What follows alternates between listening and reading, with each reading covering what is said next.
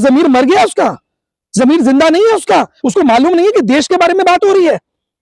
मतलब इतना क्या क्या आपने ऐसा गुनाह कर दिया, क्या ऐसा आपने कांड कर दिया कि आज की तारीख के अंदर चू बोलने में आपकी आपकी आवाज जान निकल रही है। मोदी क्या खी खी खी खी खी खी खी ये कर रहे हैं मोदी जी, इसके अलावा कुछ करते दिख रहे हैं? जहां जाएंगे उनको अगर कोई लैंग्वेज समझ आए या ना आए, खी खी खी खी खी खी खी करके दिखा देते। ना जाने ऐसे कौन कौन से पाप ये करके आए हैं जिन पापों की सीडी अमेरिका के पास है। तभी तो वो बार बार बोल रहा है कि मैं चाहूं तो चुटकी बजाते ही नरेंद्र मोदी को खत्म कर दूंगा, चुटकी बजाते उसकी राजनीति खत्म कर दूंगा। इंडियन ओशन के अंदर आकर के अमेरिका हमारे मेहमान के ऊपर अटैक कर देता है, कैसे मजाल हो जाएगी भाई। उनके पूर्वजों ने हमेशा दलाली करी, अंग्रेजों के तलवे चाटे, अंग्रेजों से पेंशन ली, उनको तो मालूम है हम भी तलवे चाट लेंगे। राष्ट्रीय स्वयं सेवक संघ ये रॉयल सीक्रेट सर्विसेज है जो अंग्रेजों ने खड़ी की थी और आज ये साबित हो चुका है। जो है वो गुलाम के ऊपर आदेश देता ही है। आज जो स्थिति भारत की बन गई है, आज देश जो है वो गुलाम हो ही चुका है। जहां पर उनका विदेश मंत्री आकर के ये कहता है कि भारत को तो हम केवल इतनी छूट देंगे कि वो एक मजबूत सुपर पावर ना बन पाए, वो चाइना की तरह मजबूत ना हो पाए। और वो भी कब कहा जाता है? जब हमारा एक प्रधानमंत्री नाम जिसका नरेंद्र मोदी जिसका नाम है, वो व्यक्ति सामने बैठा होता है। और वो कैसे सुन लेता है? क्या जमीर मर गया उसका? जमीर जिंदा नहीं है उसका, उसको मालूम नहीं है कि देश के बारे में बात हो रही है। मतलब इतना क्या क्या आपने ऐसा गुनाह कर दिया, क्या ऐसा आपने कांड कर दिया कि आज की तारीख के अंदर चू बोलने में आपकी आवाज जान निकल रही है, आप चू तक नहीं बोल पा रहे हैं। तो मोदी जी बोले तब भी दिक्कत, मोदी जी ना बोले तब भी दिक्कत। मोदी जी क्या बोल रहे हैं? मोदी क्या खी खी खी खी खी खी खी ये कर रहे हैं मोदी जी, इसके अलावा कुछ करते दिख रहे हैं? जहां जाएंगे उनको अगर कोई लैंग्वेज समझ आए या ना आए, खी खी खी खी खी खी खी करके दिखा देते। ये तो कोई लॉजिक नहीं है, ये आपकी विदेश नीति नहीं है। ये आप चला रहे हैं ना मोदी जी, जी देश तो चला रहे हैं ना। मैडम आपको देश चलता नजर आ रहा है? बिल्कुल चलता नजर आ रहा है। हमें जो आज दिखाई दे रहा है ना 700 साल पहले, अभी तक थोड़े दिन रुक जाइए, आज जो कपड़े पहन के घूम रहे हैं ना, या पत्ते लपेट के घूमने का समय आ रहा है? क्या क्या आप कह रहे हैं देश चलता नजर आ रहा है आपको? आपको इंडस्ट्री बंद होती नजर नहीं आ रही? व्यापारियों के जो काम धंधे वो बंद होते हुए नजर नहीं आ रहे हैं? तो क्या लग रहा है सर, क्यों अमेरिका दादागिरी बंद कर रहे हैं? मैडम अमेरिका दादागिरी नहीं दिखा रहा है। समस्या ये हुई है कि इन्होंने अमेरिका को अपने सिर पे बिठा लिया है।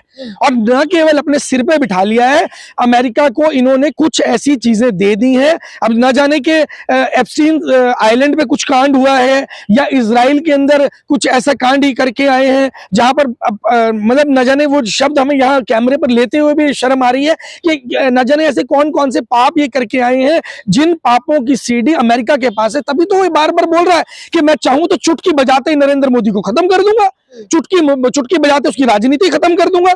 ऐसी ऐसी बातें जब डोनाल्ड ट्रंप के मुंह से निकल रही हैं तो कहीं ना कहीं क्यों ये पूरी तरीके से डिक्लेयर हो चुका है, क्लियर हो चुका है कि कुछ चीजें उनके हाथ में है। और आज देश का सौदा कहीं ना कहीं कर दिया गया है। किस तरीके से इंडियन ओशन के अंदर आकर के अमेरिका हमारे मेहमान के ऊपर अटैक कर देता है, कैसे मजाल हो जाएगी भाई। मेरे घर में कोई मेहमान आया और कोई बाहर का व्यक्ति आके उसे हाथ लगा दे, ये भारत की परंपरा है। आपने सत्यानाश कर दिया भारत की परंपरा का, आपने देश की परंपरा को मिट्टी में मिला दिया है। जिन्होंने शहादत दिया है, क्या उनकी कुर्बानी बेकार कर रहे हैं मोदी जी? मैडम समस्या क्या है, ये आपने सही सवाल पूछा है। समस्या ये है कि जिनके पूर्वजों ने बलिदान दिया होगा आजादी के लिए, जिनके पूर्वजों ने आजादी के लिए अपनी जान दी होगी, उनको तो चिंता होगी आजादी जाने की। लेकिन जिनके पूर्वजों ने हमेशा दलाली करी, अंग्रेजों के तलवे चाटे, अंग्रेजों से पेंशन ली, उनको तो मालूम है हम भी तलवे चाट लेंगे। उन्होंने तो तलवे ही चाटे हैं और अब भी अगर तलवे ही चाटने हैं उनको इसके अलावा कुछ नहीं करना, ना उनको कुछ करना आता है। तलवे चाटने आते हैं और पेंशन लेनी आती है और गुलामी स्वीकार करनी आती है। तब भी आजादी की लड़ाई का इन लोगों ने विरोध किया था कि हमें आजादी की लड़ाई नहीं लड़नी। ये वही लोग हैं और आज ये उसका आजादी की लड़ाई जिन लोगों ने लड़ी उनसे बदला ले रहे हैं। उस आजादी को दोबारा से अंग्रेजों के चरणों में नतमस्तक होकर के रख रहे हैं। और जो बोला जाता था ना आरएसएस के बारे में कि राष्ट्रीय स्वयं सेवक संघ ये रॉयल सीक्रेट सर्विसेज है जो अंग्रेजों ने खड़ी की थी और आज ये साबित हो चुका है। यानी कि आप लोगों को इल्जाम लगाना है। किस बात का इल्जाम? दिख नहीं रहा आपको? आप बोल दीजिए, आप पत्रकार गुरु बन रहे हैं ना, क्यों आप लोग आप पीछे पड़ जाते हैं मोदी जी का? मैडम विश्व गुरु बन रहे हैं। अभी आपने शायद अमेरिका के जो ज्वाइंट सेक्रेटरी है उनकी प्रेस को, उनकी जो वो संबोधन था उसको सुना नहीं है। मोदी जी के सामने उन्होंने, बिल्कुल सामने मोदी जी बैठे हुए हैं और खीखी कर रहे थे, वहां पे उसने सामने खड़े होकर बोला है कि हम भारत को इतनी छूट नहीं देंगे कि वो एक सुपर पावर बन सके। वो कौन होता है माइका लाल जो भारत को छूट देने चला है? गले से पकड़ के चमड़ी नहीं उधेड़ देगा भारत उसकी। और ये लोग चले कि भारत को छूट देंगे, भारत को 1 महीने के लिए तेल की छूट देंगे, भारत तेल खरीदेगा इनके कहने पर। या तो भारत ने गुलामी स्वीकार कर ली, और अगर ऐसा है तो मोदी जी को स्पष्ट बता देना चाहिए, क्योंकि देश में क्रांतिकारी है, वो आज भी भारत को दोबारा से आजादी, अस्मिता, देश की इज्जत, देश का मान सम्मान लौटाने का दम रखते हैं। तो क्या विदेश नीति कमजोर पड़ रहा है क्या सर? विदेश नीति है कहाँ? आपको दिख रही है? हमें तो नजर आ रही है कौन सी विदेश नीति है। जिसके गले पड़ते हुए पत्रकार महोदय ऐसे बुलाएंगे और ऐसे ऐसे ऐसे ऐसे बस यही गले पड़ेंगे, ये विदेश नीति है। इससे बढ़िया तो किसी गधे को बिठा दोगे ना, जैसा कि वो एक यूट्यूबर महाशय ने कहा कि गधे को बिठा दोगे वो एक बहुत अच्छा काम करेगा कि कुछ करेगा नहीं। मोदी जी का अपमान कर रहे हैं सर आप ऐसे। मैडम अपमान तो उसका होता है जिसका कोई मान होता है, जिसका मान ही ना बचाओ, जिसने देश का मान मिट्टी में मिला दिया उसका मान होता है। जिस व्यक्ति ने देश को मिट्टी में मिला दिया, देश को खत्म कर दिया, तबाह कर दिया, बर्बाद कर दिया, देश के युवाओं का रोजगार खा गया, देश को पूरी बर्बादी की कगार पे लाके खड़ा कर दिया, उसकी आप बात करेंगे, उसका सम्मान है? आपको जेल की रोटी खाने का मन कर रहा है? अरे मैडम जेल क्या होती है? जेल एक तप स्थान होता है। जो लोग जेल जाते हैं वो तपस्या करके निखर के आते हैं, और कोई डरने की बात नहीं है। आप भी मत डरिए, खास तौर पर पत्रकार, जितने भी पत्रकार मुझे सुन रहे हैं, मैं उनसे आग्रह करना चाहूंगा, आप डरना बंद कर दीजिए, क्योंकि अगर आप डरते रहेंगे तो ये लोग आपको नहीं, आपकी आने वाली नस्लों को, आपकी आने वाली पीढ़ियों को बर्बाद कर देंगे। तो विरोध जो कर रहे हैं आप लोग, किस लिए विरोध कर रहे हैं? हम विरोध नहीं कर रहे हैं। सबसे पहली बात मैं आपको बता देता हूं, हम विरोध नहीं कर रहे हैं। हम आज की तारीख के अंदर पॉजिटिव क्रिटिसिज्म कर रहे हैं। पॉजिटिव क्रिटिसिज्म का मतलब ये होता है कि हमारे पास विकल्प मौजूद है, हमारे पास विकल्प मौजूद है, देश को संभालने का विकल्प मौजूद है।